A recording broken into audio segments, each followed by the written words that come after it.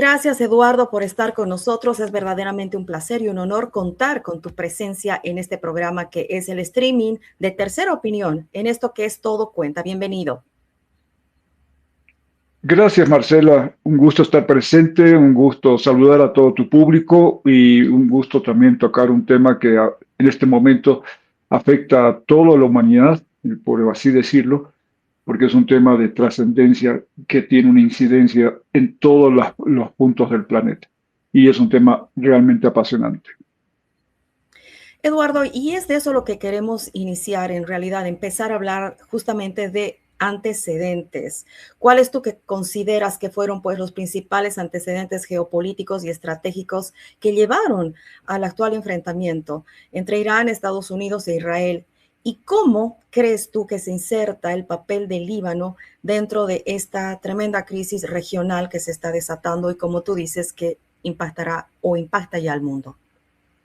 Sí, hay dos orígenes definitivamente bien establecidos, ¿no? El origen mayor podemos referir a lo que significa 40, 50 años del régimen que maneja la política iraní, que es el régimen teocrático islamista de Teherán, ¿no?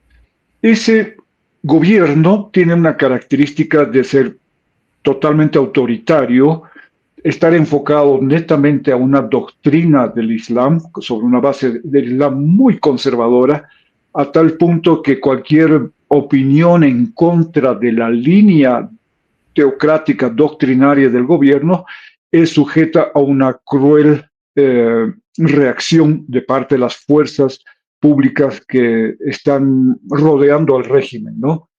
Ese es el, el factor fundamental de desestabilización en todo lo que es la zona del Golfo Pérsico y a nivel internacional, porque Irán ha hecho un esfuerzo significativo de no solo generar una política de control interno, sino de proyectar esa fuerza o esa proyección de fuerza hacia la región y hacia el mundo entero, con la lógica de considerar de que ellos y su modelo teocrático es el modelo que debe prevalecer como un Estado, ¿no?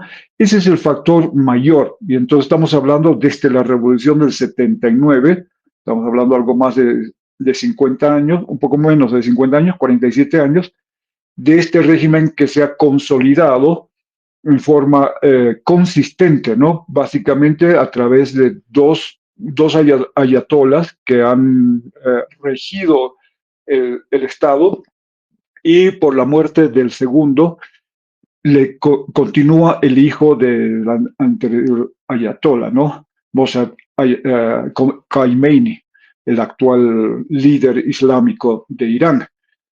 Por otro lado, evidentemente hay un tema mucho más inmediato que data del 2024, cuando en la Franja de Gaza los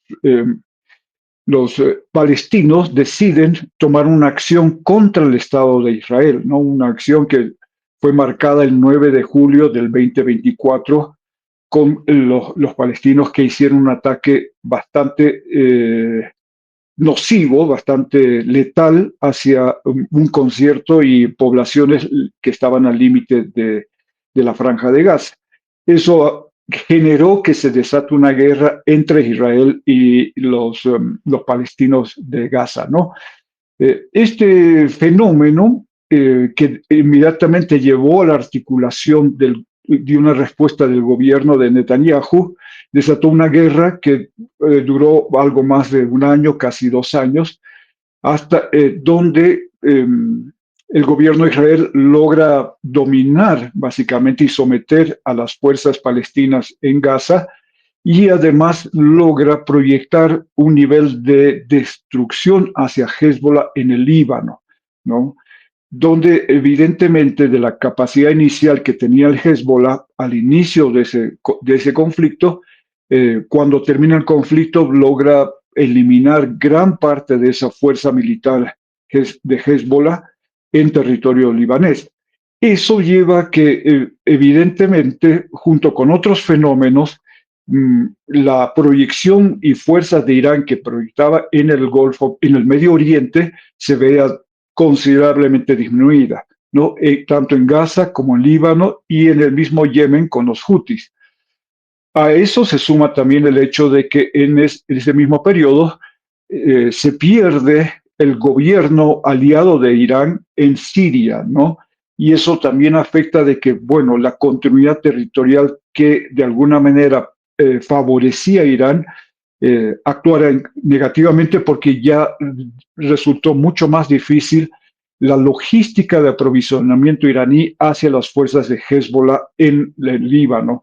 Entonces, eso generó de que evidentemente Israel sintiera de que había logrado reducir sustancialmente el poder militar de lo que es Irán, ¿no? Y esa proyección militar que tenía de la parte iraní como objetivo mmm, destruir a Israel. Tiene ese objetivo, ¿no? Considera al gobierno, al Estado israelí como un Estado que no lo reconoce y que plantea como objetivo nacional su destrucción. Entonces Israel, en respuesta, consideró que las condiciones estaban dadas para que un régimen que venía ya bastante afectado a través de sus fuerzas proxies, que también actuar de la misma manera como lo hizo con el Hezbollah para restarle las capacidades militares y de proyección de poder en la región. Entonces tenemos los dos elementos que conjugaron, ¿no? El de largo plazo, que en la perspectiva del gobierno americano es un tema, particularmente del presidente Trump, que es un tema no resuelto por estas casi 5 décadas, ¿no?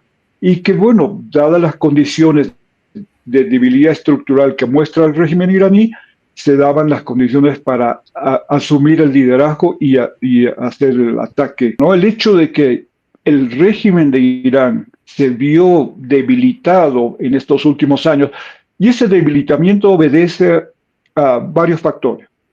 Pongamos desde la perspectiva de esa proyección de fuerza que había mostrado en el pasado, que a raíz de la guerra contra Palestina, evidentemente fue debilitándose esa proyección de poder, tanto en Siria, en el Líbano, en Yemen y en Palestina, donde se va derrumbando esa proyección de poder regional. Entonces es un factor que estimula a los israelíes a continuar con su línea de acción para terminar de acabar con esa proyección de fuerza que ejercía Irán, ¿no? Ese es uno de los factores.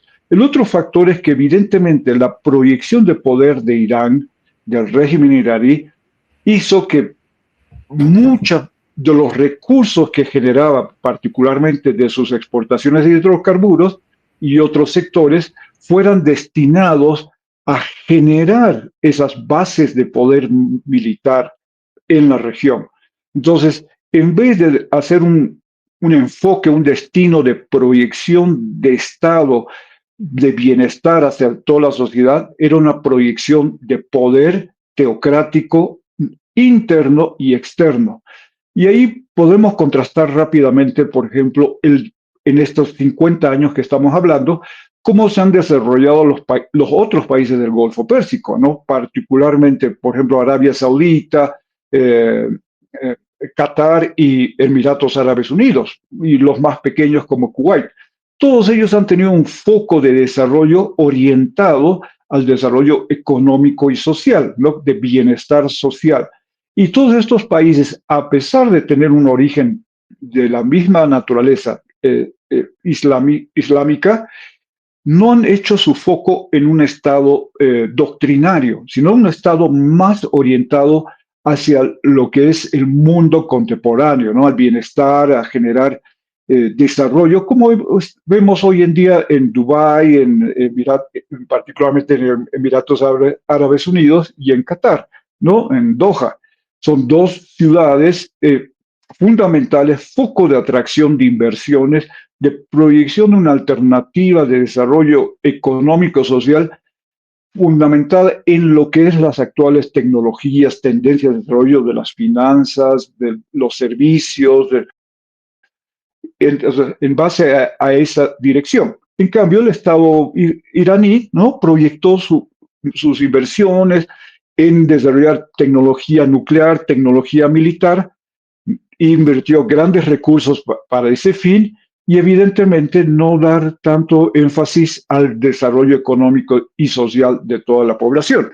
Eso ha afectado considerablemente el bienestar social y fruto de que esas inversiones no tienen un mayor retorno ni económico y social, el régimen de Teherán eventualmente fue perdiendo competitividad, o sea, como nación a nivel internacional. Ese es un factor determinante porque antes del inicio de este conflicto, Irán tuvo revueltas y no son las primeras, hubo 4 o 5 que se han ido dando a lo largo de los en forma periódica entre diciembre y enero de cada año por los últimos 6, 7 años, ¿no? Entonces, esto se venía reproduciendo y la última acción que fue entre diciembre y enero de este año, a raíz de la crisis económica dentro de Irán, generó un levantamiento, una revuelta popular que fue recibida y enfrentó la reacción del gobierno iraní muy directamente letal, ¿no? O sea, atacando a las manifestantes y asesinando a los manifestantes en la calle para que no salgan a protestar. Ese ha sido un factor interno que en la medida de la perspectiva israelí norteamericana se consideraba que podía ser un factor o un detonante para que el régimen identificara que estuviera una fase final, que esa es una de las grandes preguntas que se hacen. ¿Está el régimen iraní en su fase final o logra prevalecer a este conflicto? Eduardo, hemos visto que en el escenario pues hemos tenido prácticamente pues un conflicto en cuanto a saber que la información que viene de un lado es real o no en un inicio del conflicto, ¿cierto? Y sabemos bien que en todos estos escenarios bélicos se dice que la primera víctima es la verdad. Al margen de ello, yo quisiera preguntarte, ¿qué rol crees tú que cumplen los medios de comunicación en este conflicto? Pero además, ¿qué piensas tú que ha sucedido? Se ha hablado de varias treguas, los medios nos han anunciado, igual hemos visto a Netanyahu, el presidente Trump, que en su momento han hablado de treguas. Sin embargo, el conflicto ha seguido en escalada y, por cierto, ha sido en el Líbano donde se han visto ataques en esa tregua mencionada. En ese sentido, ¿qué rol cumplen los medios? Pero además, ¿qué rol cumple actualmente Hezbollah en este escenario de conflicto? ¿Y hasta qué punto crees tú que el territorio libanés podría convertirse pues en un frente principal de esta confrontación? Bien, has tocado varios temas. Vamos a ir por el tema de la guerra de información. Uno de los elementos que hemos visto en los últimos años es la proliferación de esta guerra de información. Es un factor que es, por decirlo, novedoso. ¿En qué sentido? Esto se manifiesta a partir obviamente, de la apertura de la comunicación a través del Internet. Hasta antes del Internet, los medios, todos bajo legislaciones nacionales y acuerdos internacionales, son bastante regulados. Es decir, emitir una opinión, un criterio, definitivamente tiene que ir amparado por fundamentos y elementos de veracidad constatables, ¿no? Con el Internet, donde se difunde y hay un acceso libre a la información, se genera esta guerra de información, guerra de narrativas, ¿no? Donde particularmente Irán, junto con otros países, los 3 principales potencias en esta guerra de información son la China, Rusia e Irán. Increíblemente, Irán ocupa un tercer lugar. Y esto resulta fundamental en el actual conflicto. ¿En qué se traduce esta guerra de información? Es una guerra de narrativas. Es decir, lo que el gobierno iraní sale a la luz pública manifestando como un criterio, evidentemente no necesariamente es contrastado con la realidad. Y esto, en el caso del gobierno de Trump, es una novedad, porque típicamente en anteriores gobiernos norteamericanos, evidentemente había una posición ética como Estado, como gobierno, para emitir criterios y opiniones que fueran apoyados en criterios bastante bien consolidados, criterios fundamentados. En este caso, Trump utiliza, por su experiencia de medios y su habilidad de medios, utiliza igual una serie de narrativas que dan la sensación de que el gobierno norteamericano, el gobierno de Trump, tiene todas las cartas, ¿no? Y que está jugando a ganador. Esa es la lógica comunicacional que maneja el gobierno de Trump. Pero, como te decía, Irán no es nueva en el tema. Ya viene desarrollando el tema de la guerra de información durante varios años. El mejor ejemplo donde vemos manifestado esa guerra de información es que años que Irán viene atacando a Israel y a Estados Unidos a través de esa narrativa, ¿no? Hablando del el Estado sionista, hablando del poder y control que tiene los sionistas sobre todos los espacios y ámbitos de la vida cotidiana, si queremos ponerlo de esa manera. Entonces, ha ejercido una proyección de corriente opinión, lo que influyó mucho en la guerra en Gaza, ¿no? Porque evidentemente vimos reacciones en distintas partes del mundo apoyando a la causa palestina y no tanto así a la causa israelí, cuando evidentemente Israel era la víctima de la agresión palestina. Se dio la vuelta la narrativa de que eran los palestinos la víctima del gobierno sionista. Esa narrativa que se ha trabajado durante muchos años, mucho antes del inicio de la guerra, definitivamente tuvo una influencia en la opinión, en la corriente opinión pública a nivel internacional. Entonces, el apoyo que se dio por una buena parte de la población era hacia la causa palestina y en detrimento de la causa judía o israelí, más apropiadamente dicha, ¿no? Ese es cómo se manifiesta la guerra de narrativa, ¿no? Y actualmente, en estos 2 meses de conflicto, Irán ha sabido manejar la guerra de narrativas donde ellos también muestran, hacen una proyección de poder, ¿no? Diciendo que ellos tienen el control del estrecho Hormuz, ellos tienen el tiempo a su favor, ellos tienen la estructura militar y estructura de poder consolidada que se mantiene intacta y que no se va a ver afectada por esta proyección de poder de Estados Unidos. Entonces, esa es la narrativa iraní. Por su parte, la narrativa de Trump es decir, no, nosotros tenemos el control, tenemos la mayor fuerza militar de la historia, como él dice, y tenemos todas las condiciones para destruir, ¿no? a Irán, ¿no? Y llevarlo a la prehistoria, como él dice. Entonces, esto es importante porque para entender eso, ¿no? Hace 2 o 3 años no podíamos hablar de ese tipo de narrativa porque lo que prevalecía eran los principios y acuerdos normados en las convenciones de las Naciones Unidas, ¿no? Donde se respeta el Estado de Derecho de una nación, la libre determinación de una nación, ¿no? Y eso ahora ya no se debate de eso. Al inicio de la guerra sí se debatió, ¿no? Porque Irán convocó no, fue Rusia y China que convocaron al Consejo de Seguridad y cabalmente trajeron al seno del Consejo de Seguridad, junto con los argumentos de Irán, los convenios internacionales, ¿no? Y evidentemente este no es un conflicto de esa naturaleza, es un conflicto de narrativas, es un conflicto de intereses y de posiciones que no van por el tema de los convenios internacionales. Entonces, esta es una dinámica contemporánea nueva, ¿no? Un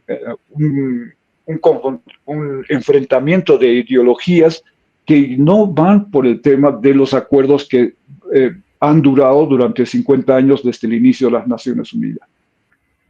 En el caso de la segunda parte de la pregunta, el rol de Hezbollah. ya había manifestado que Irán ejerce una proyección de poder en la región a través de estas fuerzas paramilitares que se consideran fuerzas proxies. Proxies se consideran porque no están dentro del territorio de Irán, sino están dentro de Siria, del Líbano, de Gaza y del Yemen con los Houthis, ¿no?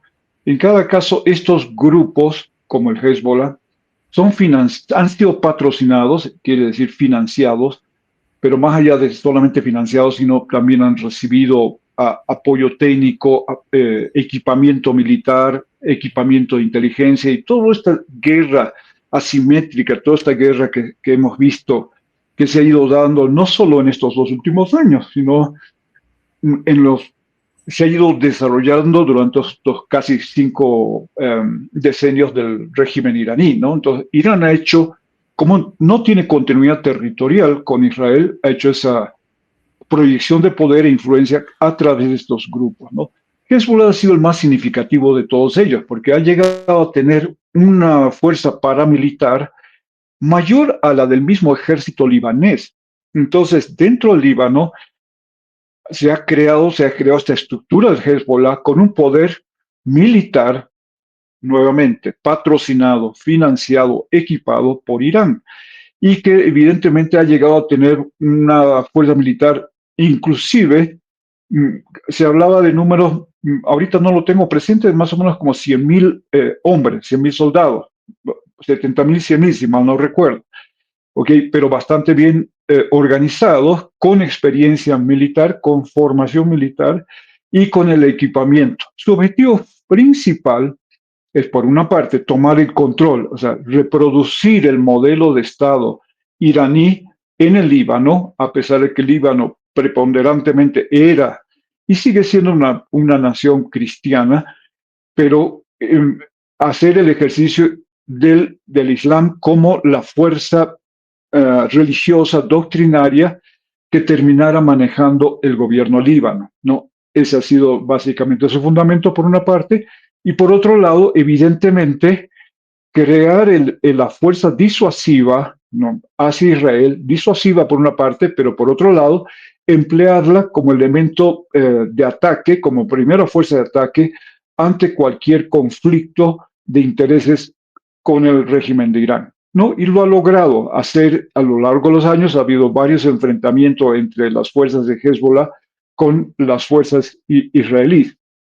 En el tiempo, evidentemente, Israel ha medido esa fuerza y evidentemente ha sido muy cauta con ella, en el sentido de que un enfrentamiento directo implicaba una guerra abierta. Entonces, en la primera fase de esta guerra, cuando dije contra los palestinos, Israel fue muy cauta en primero lograr el control y dominio dentro de la franja de Gaza y paulatinamente ir reduciendo, disminuyendo la fuerza de Hezbollah en el Líbano. Y lo logró con bastante éxito, con un éxito sorprendente en términos de la capacidad e inteligencia que utilizó Israel para atacar los objetivos de Hezbollah en el Líbano, ¿no?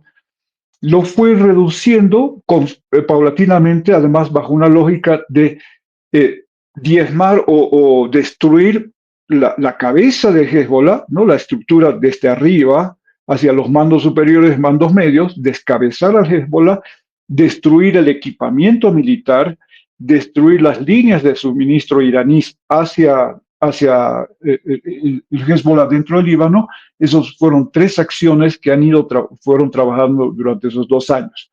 En esta nueva fase del conflicto, Israel, inmediatamente después de iniciar las acciones contra Irán, eh, actuó también dentro del territorio libanés, que fue una sorpresa, tal vez para los mismos norteamericanos y para la comunidad internacional, porque mucho estaba focalizado en que el conflicto era con Irán. Israel entendía que debería continuar con ese su objetivo y misión de restarle todas las condiciones y capacidades a Hezbollah, para que de esta manera también quitarle el brazo operativo del régimen iraní en esa región colindante con la nación israelí.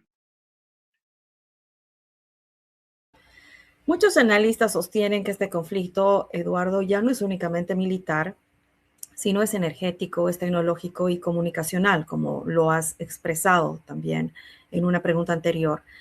¿Cómo se expresa hoy esta disputa multidimensional en tu criterio, Eduardo?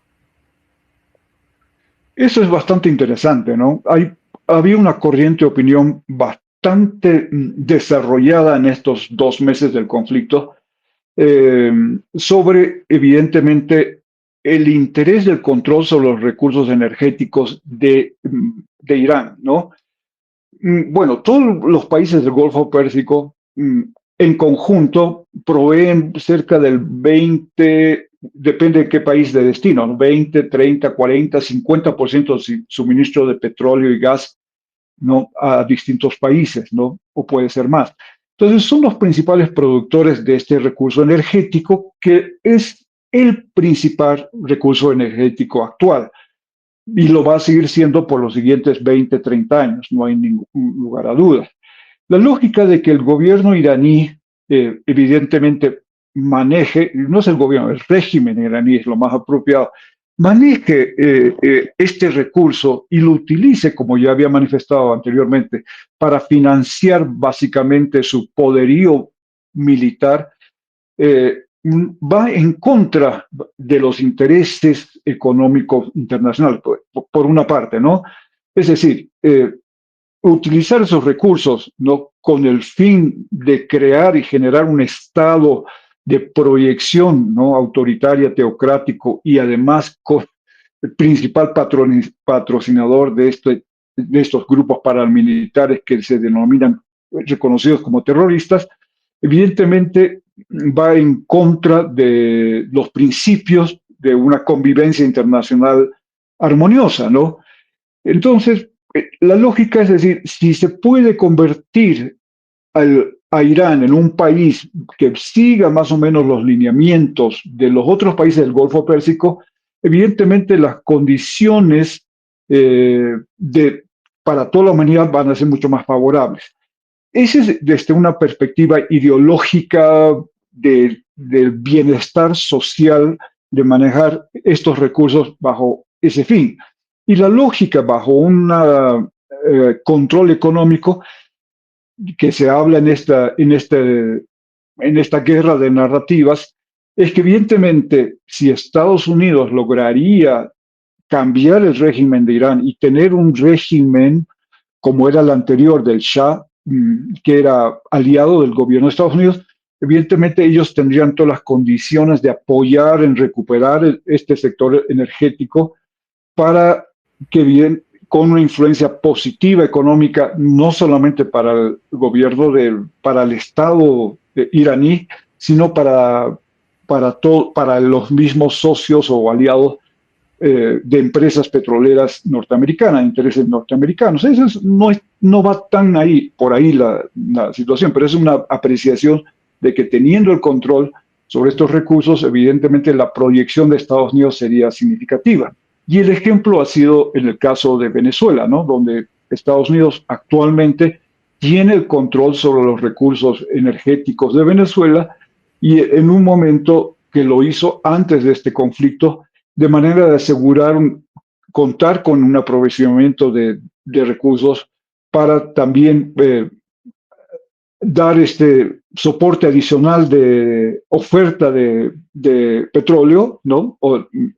Hacia los mercados internacionales, que ha tenido un efecto positivo en términos de lo que es la oferta internacional de hidrocarburos. Yo tengo ahí un mapa y vamos a ver más en concreto el tema hidrocarburos y el impacto que tiene en el conflicto, si puedes compartir ese mapa. Excelente. Lo tenemos el mapa. Ya.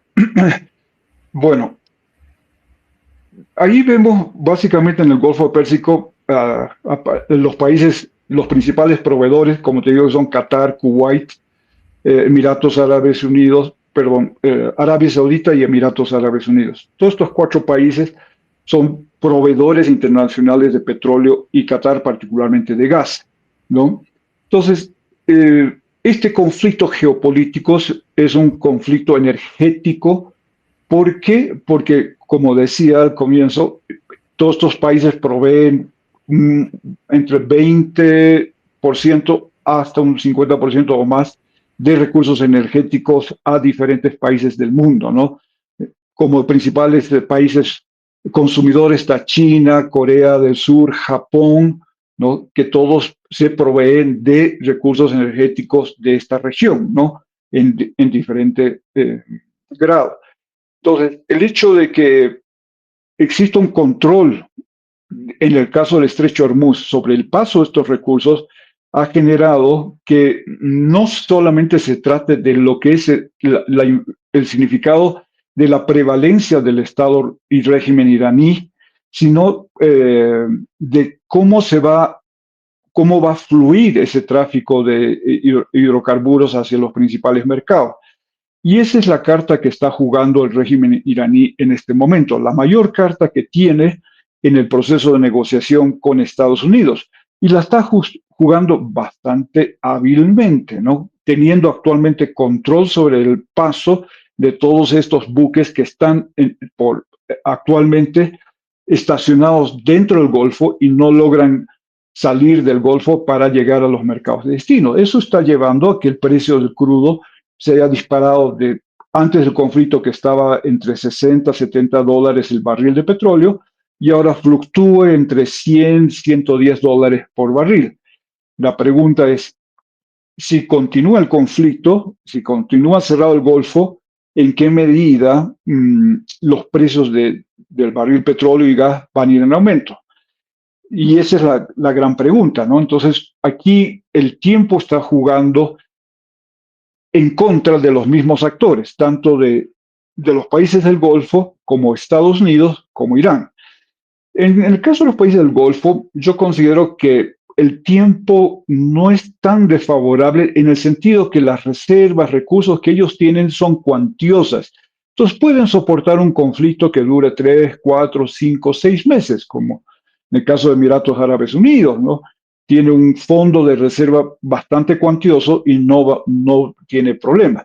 En el cambio, en el contraste, Irán, que sí se ha cerrado el estrecho de Hormuz, no logran sacar sus recursos de petróleo y evidentemente eso le está restando a sus arcas en torno a 450 millones de dólares, 500 millones de dólares al día. Y eso evidentemente afecta a las arcas iraníes, que no tienen reservas, que ya las había perdido. Y en esta coyuntura, evidentemente, el tiempo está en contra de ellos porque paulatinamente se está debilitando económicamente, y tanto como nación como el mismo régimen iraní, ¿no? Entonces, eso es un factor negativo para ellos.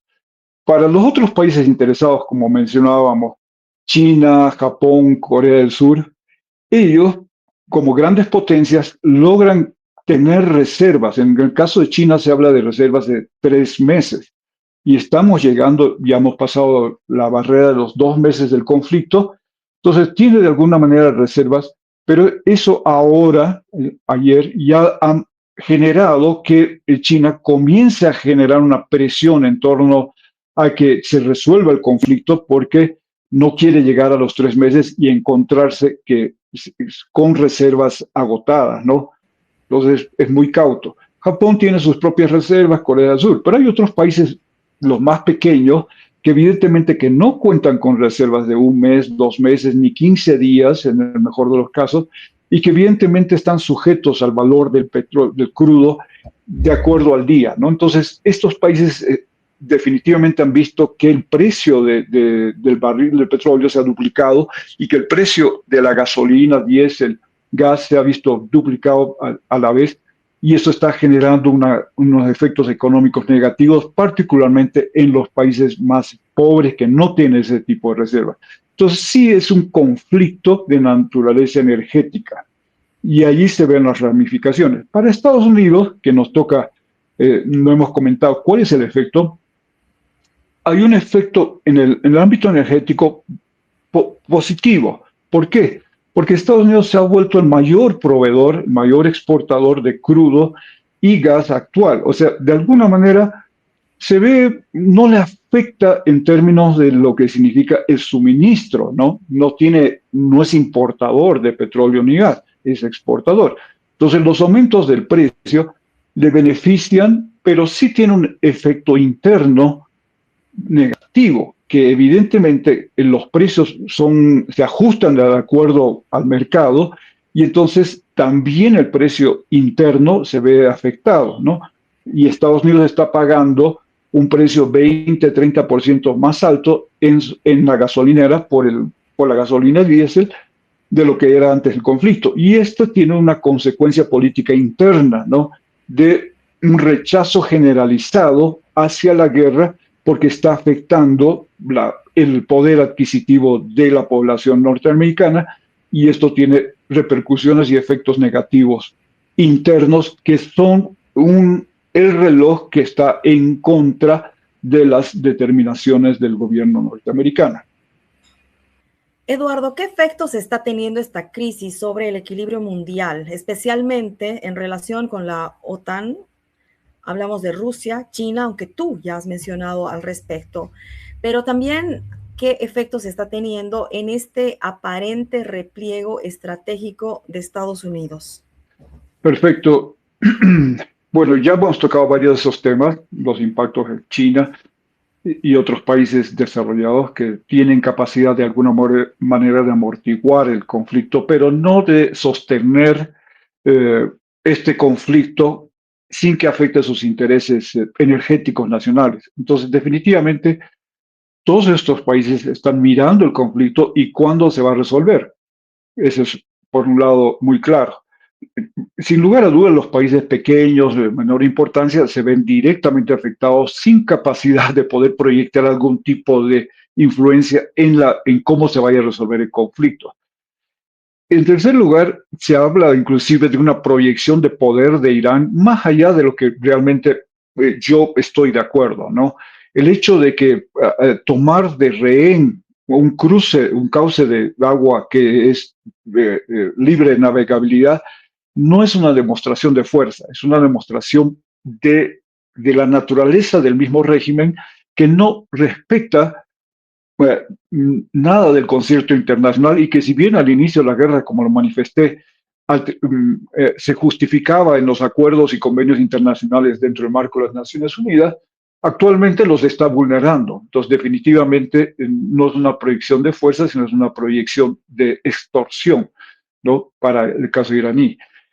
En el caso de Estados Unidos, evidentemente, ya había manifestado, hay un efecto combinado, un efecto interno de rechazo hacia lo que significa el efecto económico que está generando la guerra, también un cierto rechazo en el sentido de que, bueno, nadie quiere ver a su gente, a sus intereses afectados por un conflicto que nada tiene que ver con la realidad interna norteamericana, ¿no? Si bien la causa iraní, como pueblo iraní, es totalmente justificable desde un punto moral, inclusive ético, pero el ciudadano no piensa en términos de lo que significa el bienestar del iraní común y corriente, ¿no? Dice, si a mí me afecta, entonces me preocupo, pero si le afecta a ellos, no es mi problema.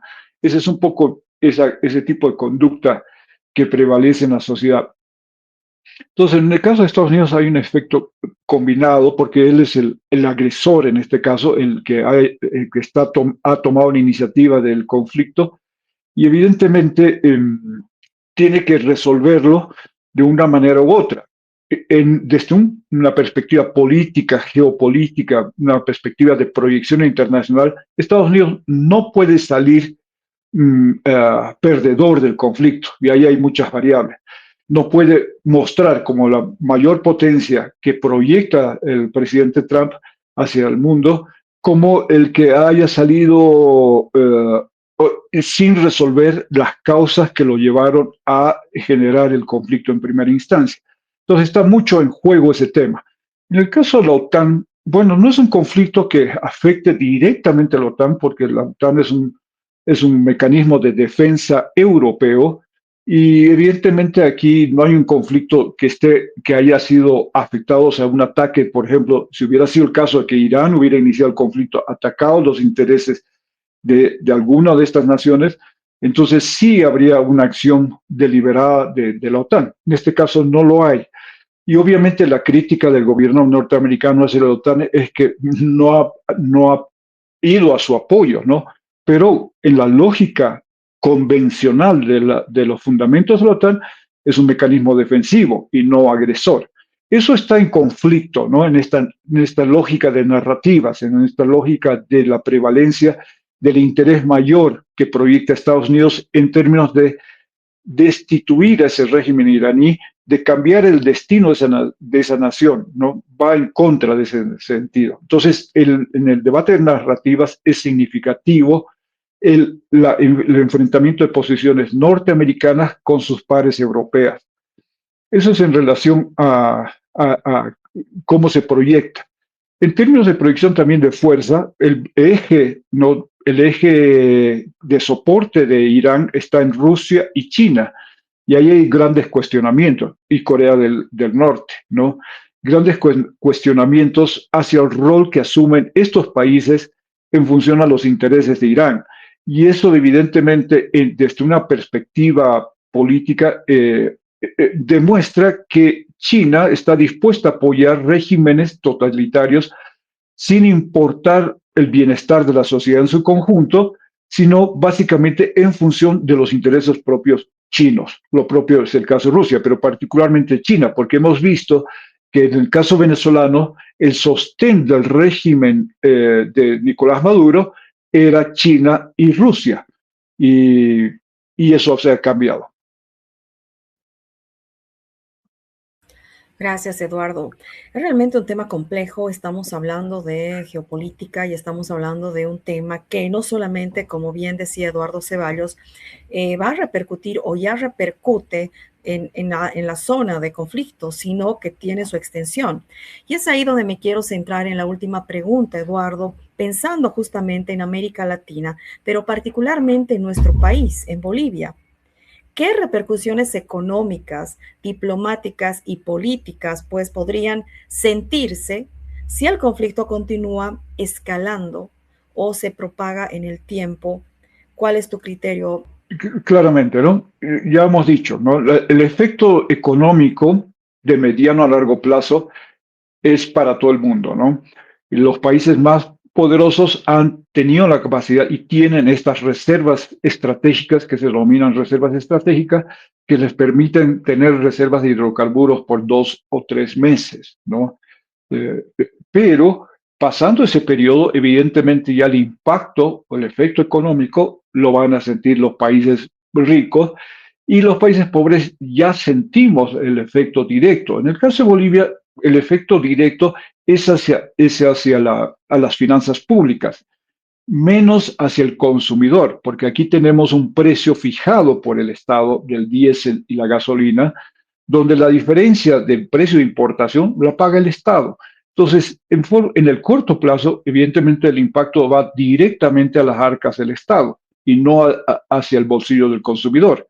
Pero en la medida que prevalezca el conflicto y el efecto en la cadena de suministro vaya aumentando, los precios de los productos, ¿no?, que son importados van a ir subiendo, ¿no? Porque ellos no tienen precios de hidrocarburos, precios de los energéticos fijados por el Estado, sino evidentemente pagan de acuerdo a las fluctuaciones del mercado.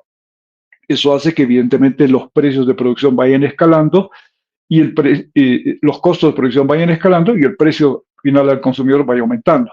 Ese efecto inflacionario va a llegar a Bolivia en determinado momento. Ya de alguna manera se manifiesta, ¿no? Seguramente en la importación de varios bienes, ¿no? Que lo vamos viendo escalando paulatinamente. Para el Estado sí es significativo el efecto porque evidentemente un Estado quebrado como el Estado boliviano, económicamente quebrado, eh, solamente aumenta su déficit, ¿no? Y ya no tiene capacidad de financiar ese déficit. Entonces, básicamente está consumiendo recursos que no tiene para cubrir ese pago de la importación de hidrocarburos, ¿no? Entonces, evidentemente tiene que haber una política económica nacional que responda a esa situación. ¿Cuáles son esas medidas? Pues eso el gobierno lo tiene que ir manejando en medida de las perspectivas de cuánto puede durar este conflicto.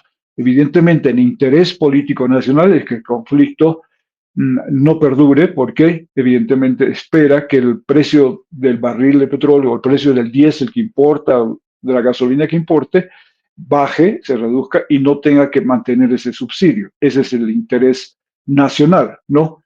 En la perspectiva de política internacional, obviamente ya el gobierno de Rodrigo Paz en su momento se manifestó contra el régimen iraní, ¿no? Porque la variable régimen iraní es fundamental, porque no estamos hablando del Estado, o sea, de la nación iraní, sino del que gobierna a esa nación, y es el régimen, ¿no? Si fuera pues, un gobierno que no actuaría con las características que he manifestado, obviamente no habría este divorcio de intereses, ¿no? Hay que recordar que más bien el anterior gobierno, bajo esa misma lógica de China, Rusia y Irán, eran países aliados del régimen, porque a estos países no le interesaba la situación de la democracia, de los derechos humanos dentro de nuestro país, ¿no? Y si había un régimen como el que existía en el anterior gobierno, ellos no tenían ningún problema, ¿no? De apoyarlo. Entonces, actualmente ya no hay esa postura y evidentemente había una apertura, casi una ruptura de relaciones con el régimen iraní, ¿no? Gracias, Eduardo. Has dibujado perfectamente, creo yo, el tablero pues estratégico de disputa. Queremos decirles a ustedes que hemos tenido un programa muy enriquecedor en la perspectiva y en la mirada de Eduardo Ceballos. Eduardo Ceballos es un analista geopolítico independiente con conocimiento profundo y actualizado pues en los principales tableros estratégicos del mundo, y ahora nos ha traído su análisis y su reflexión sobre este tema tan importante que estamos viviendo actualmente. El conflicto que pues está muy bien instalado en Oriente Medio. Eduardo, gracias de verdad por habernos acompañado. Tus palabras finales, por favor. Muchas gracias a ti, Marcela, y un gusto participar, compartir estos conocimientos y que se vea, ¿no? Cuál es el curso de los acontecimientos a nivel internacional, que necesitamos entenderlos para saber cómo navegarlos. Y un saludo a todo tu público que nos sigue, que nos escucha y agradecerte a vos por el tiempo y espacio que nos estás dando. A ti, Eduardo, muchísimas gracias, y a toda la gente decirle, comparte este video, es muy importante, hay que conocerlo. Gracias de verdad, será hasta la próxima. Eduardo, hasta próximo encuentro contigo, y a todos, pues, gracias y hasta la siguiente.